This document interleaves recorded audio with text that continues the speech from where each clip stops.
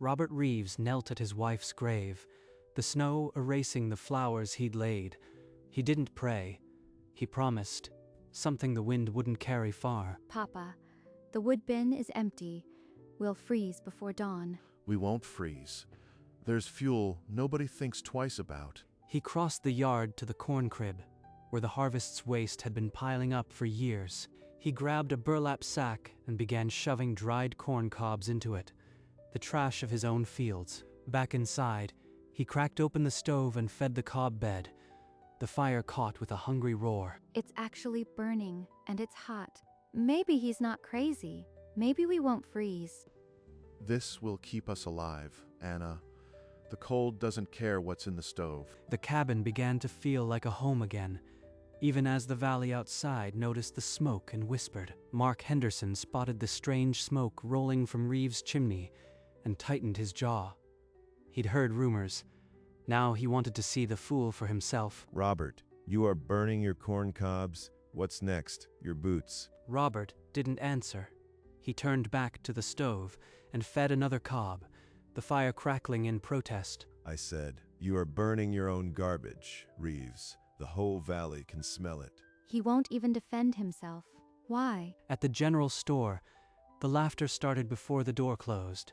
Burning his own crop, they said. Robert Reeves has finally lost it. The nickname stuck by noon. The Cob King who thought trash could keep him warm. No one understood, and no one wanted to. Why do they laugh at us? We're warm. Let them. The cold doesn't laugh. The fire never faltered, but inside Robert Reeves, something colder than the storm was hardening. The knowledge that the valley would learn, even if they had to freeze to understand. You've been like this ever since Mama died. But this is different. The cold doesn't give you a second chance, Anna. I learned that. You always say that, but there's more. You are not just surviving. You are fighting something. There's nothing to fight. Only the cold. He keeps a letter in his coat.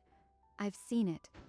What's he hiding? That night, after Anna slept, Robert sat by the stove and unfolded a yellowed letter, its creases soft from years of reading. I promised you, Clara. The next morning, Anna walked alone to her mother's grave, the same hill where Robert had knelt only days before. She remembered the winter that took Clara, a winter when the wood ran out and the cabin turned to ice before help could arrive. Standing there, Anna made her own silent promise to understand her father before the cold stole anything else. Over the following days, Robert made the walk 12 times a day, cabin to crib, crib to cabin, the sacks piling high against the walls.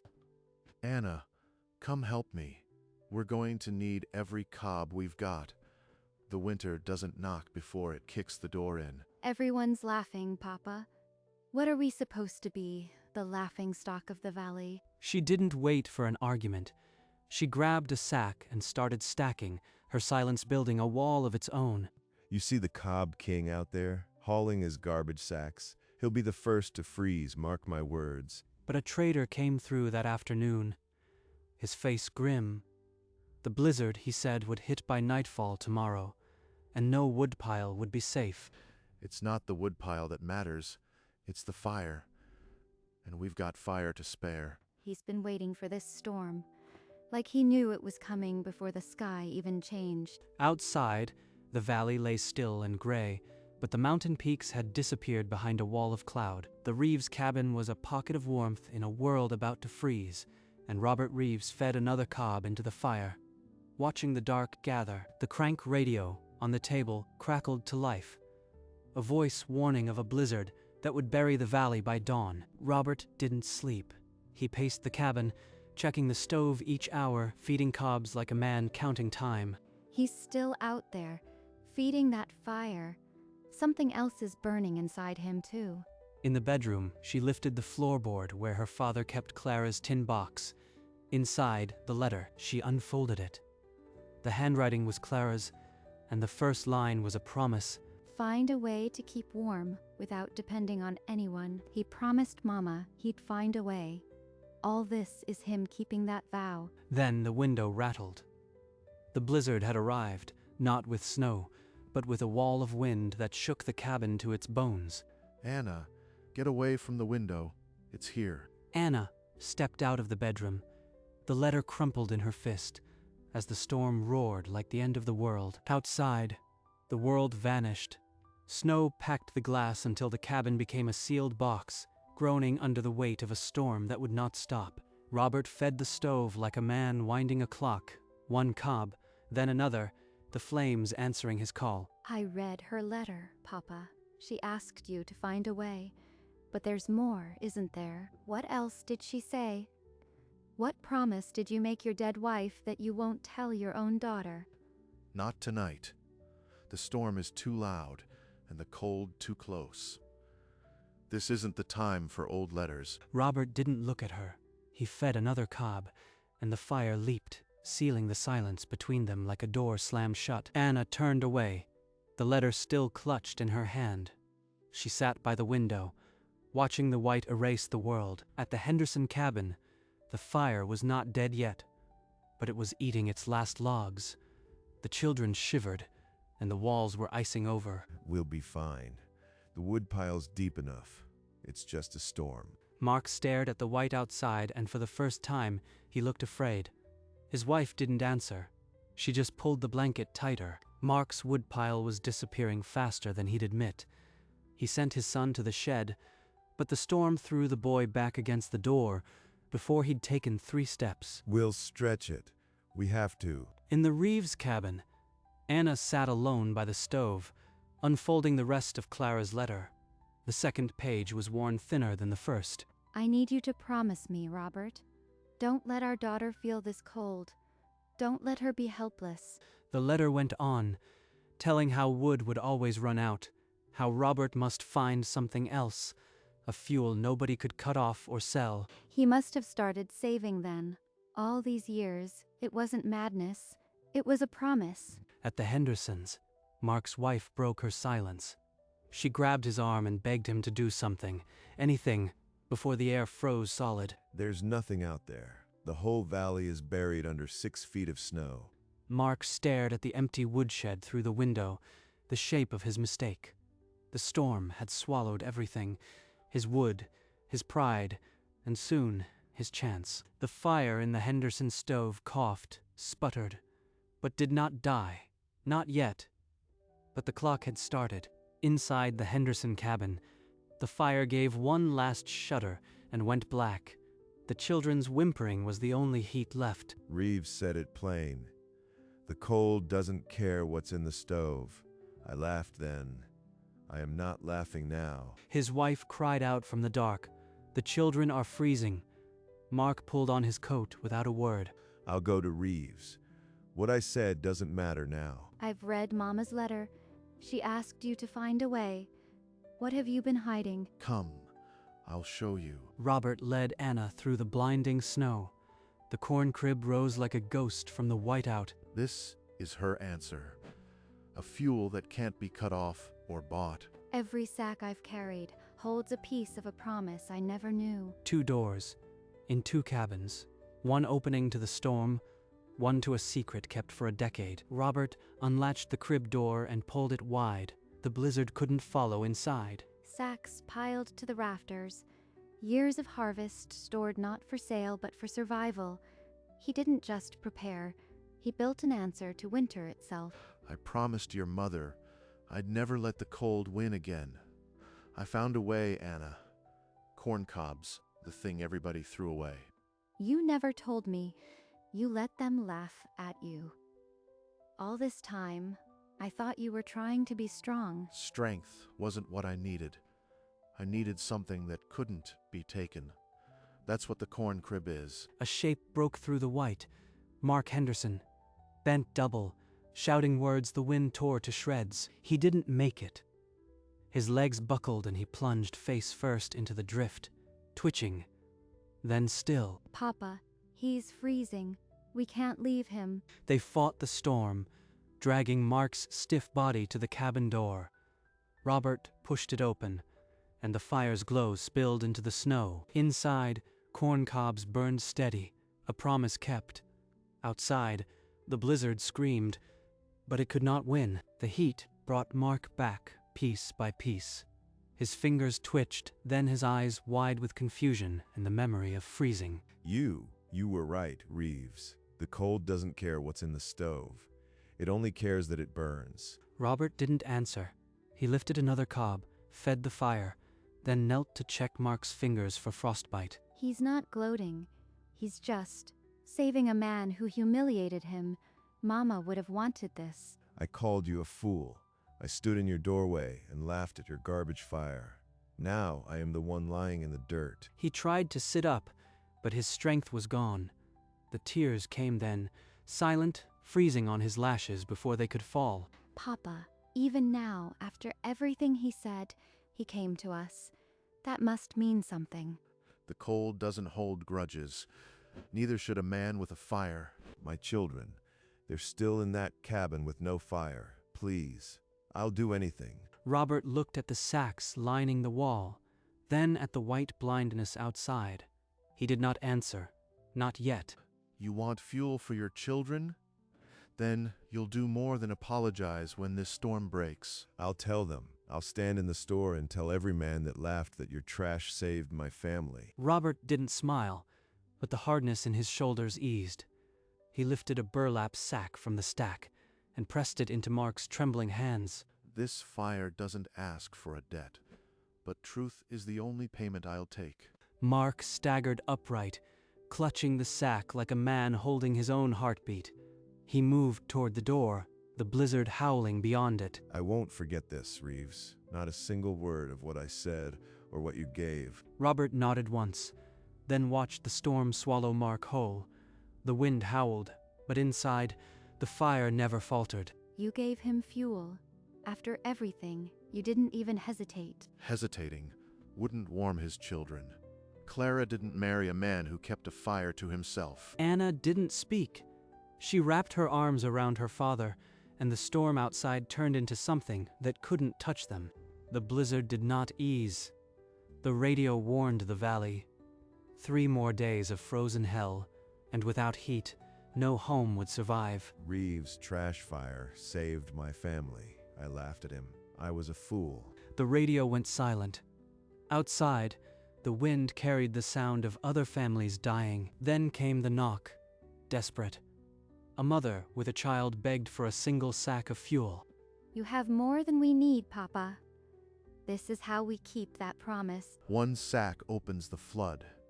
Every cob I give away is a piece of Clara's promise I can't get back. Another knock. Then voices. The valley had found the only house with smoke. They're not the ones who laughed. They're just cold, like we were. Robert stared at the stacked sacks, the letter in his pocket pressing against his chest. He did not answer, not yet. The fire burned on, waiting for his decision. Get the lantern, Anna. If they're going to freeze, they'll do it with a sack in their arms. He led them to the corn crib, their faces pinched with cold and shame. The lines stretched back into the storm when the crib door swung open. The sight of the stacked sacks hit them like a physical blow. The laughter had died in every throat. 1 sack per family.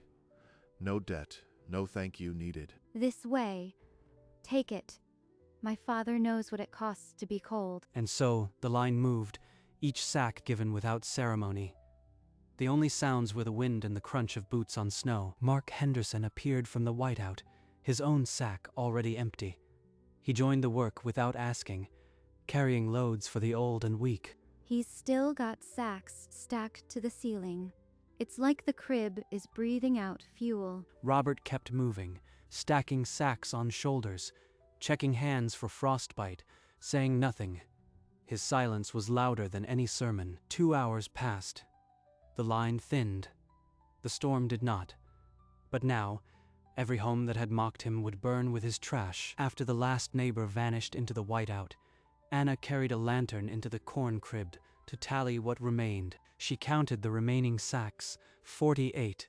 Her mind calculated, enough to outlast 2 more storms. Papa, you gave half away, and we still have enough for 2 more winters. I know. I've been saving since before you were born. He didn't just plan for a storm. He built a shield against every winter to come. Robert fed another cob into the stove, his movements calm. The heat never wavered. You really did find a way, not just for us, but for everyone. He carries her letter like a second heartbeat, and I finally understand why. Robert didn't answer. He just fed the fire, and the silence was full of her. In the crib, the sacks stood like a promise kept. Outside, the storm howled, but it had already lost. Mark returned the next morning, not as a beggar, but as a messenger. The storm still screamed, but the hearts in the valley had shifted. Every family with a cob fire last night wants to repay you, Reeves. Name your price. Tell them to build a corn crib. Save what they throw away. That's the price. That's it? You saved us, and you want us to build a shed. I want them to never depend on a woodpile again. A crib is a promise. The same promise I made. Mark looked at the stacked sacks, then at the stove. The meaning settled on him like fresh snow. I'll start tomorrow. My sons will know this before they know anything else. You'll have cob enough for winters to come. Mark left, but something had changed. The man who walked away wasn't the one who had crawled here. Robert fed another cob. The fire whispered Clara's name. The blizzard broke at dawn, sunlight pouring through the frozen glass like a pardon. The valley was silent, reborn. Robert led Anna up the snow-packed hill to Clara's grave, the crusted drifts holding their weight as if the storm had given way. Your mother left these words. I've read them every night since she put them in my hand. Promise me, you'll never let the cold take anyone else. Find a way, Robert. I love you. She believed in you. She knew you'd find a fuel the winter couldn't steal. He placed the letter on the grave, then a dried corn cob, the first payment of a promise that had outlasted the blizzard. They stood together, father and daughter, the mountain's silence no longer an enemy, but a witness. Mama's promise outlasted the storm, and Papa, he didn't just survive, he kept it. Robert didn't speak. He squeezed Anna's hand, and the wind carried his silence to Clara. The dried cob lay on the grave like a seed, and the cold, for the first time in years, had no power there. By dusk, the general store was packed, the same place they'd mocked Cob King, now heavy with shame. I stood here and called him a fool. His garbage fire saved my children. I was wrong. The room went dead silent. Men who had laughed couldn't lift their eyes from the floor. He wants honesty, and he wants every family to build a corn crib by spring. By spring. Robert was pushed forward, the smell of corn smoke still in his coat. I didn't save anybody. The trash did. A murmur spread, not ridicule, but the low hum of a lesson being learned. My wife died cold. She asked me to find fuel that couldn't be cut off. It was under our boots. No one cheered, but hands reached for his, and promises were whispered. Robert stepped outside. The cold was no longer a thief. When the spring thaw came, Robert Reeves was already swinging a hammer. His corn crib was growing, board by board. Add another plank. We'll need the space. Anna showed a group of young children how to sort the cobs from the chaff, her hands steady and sure. My crib's half done, Reeves. My boys are learning which end of the hammer to hold. Robert looked across the field to Mark's rising frame, then lifted a hand. No words needed. By planting season, a dozen new cribs stood. Smoke still rose from every chimney, burning last year's cobs. Robert stood on the hill where Clara rested and looked down at the valley. The smoke from every chimney was proof. Papa's promise is growing in every yard. She'd be proud, Anna. The cold won't catch us off guard again. The valley was rebuilding more than cribs. It was rebuilding what it meant to trust a neighbor. On the anniversary of the blizzard, the valley gathered not in the store, but at the corn crib, the very one that had saved them. Anna stepped forward, Clara's letter in her hands, and read aloud for the first time. Find a way to keep warm without depending on anyone. No applause followed, just silence, the wind, and the weight of a promise kept. Robert stood among them, his face unreadable as the sun began its descent. His eyes were on the hill where the wooden cross stood, the sun slipping behind it. The gathering dispersed slowly, neighbors offering quiet thanks. That evening, Anna and Robert stood on the hill, the cross sharp against the fading light. A small sack of cobs rested at its base, placed by unknown hands. The valley had learned. The sun set, and the cold no longer held any power. That evening, the Reeves cabin glowed with the same fire that had saved them. Robert set 2 plates on the table while Anna ladled stew. We'll plant an extra field this year, Papa. Every sack we fill is another winter's peace. Peace doesn't fill a sack, Anna. Planning does. Then we'll plan. And maybe next year, you'll let someone else fetch the first load of cobs. Robert smiled, a rare, unguarded thing. He opened the stove and fed in 3 dried cobs, the flames leaping without prompting. The sound is just fire now, not fear. They ate in a comfortable silence, the wind outside harmless. Later, as Anna slept, Robert sat by the stove. He pulled Clara's letter from his pocket, smoothed its creases, and held it to the light. The fire whispered on, and he finally let it speak alone. The next morning, Anna walked alone through the spring wildflowers that had bloomed around Clara's cross. In her hand, a single dried corn cob from the new harvest, a token of a promise that had outlasted the storm. Mama, the valley is safe now. Every family has a crib. Every stove burns with what we once threw away. Papa kept his word. The cold will never win again. She traced the carved letters of Clara's name, then stood, her shadow falling across the offering. It wasn't the storm that saved us. It was the promise, and it's mine to carry now. She walked down the hill without looking back. The cross stood sentinel, cob at its base, and the valley stretched below, safe. The fresh cob lay among the wildflowers, a small promise that would outlast the winter. Then the next, and the next. The valley was quiet, the kind of quiet that comes after a battle is won, and the cold, should it ever return, would find every home a fortress. By the next autumn, the valley wore a new color, gold. Not just the leaves, but the cornfields standing tall and ready for harvest. In every yard, a corn crib stood, built with the same promise Robert Reeves had whispered to a gravestone. The chimneys still smoked, but not with wood. Dried corn cobs, saved from the previous harvest, burned steady and free. No one called it trash anymore. They called it fuel. When winter came again, it came just as hard, but the valley did not tremble. Not a single soul complained of the cold. Not a single family begged for wood. What was once thrown away had become their salvation. And the story of Robert Reeves didn't spread in newspapers.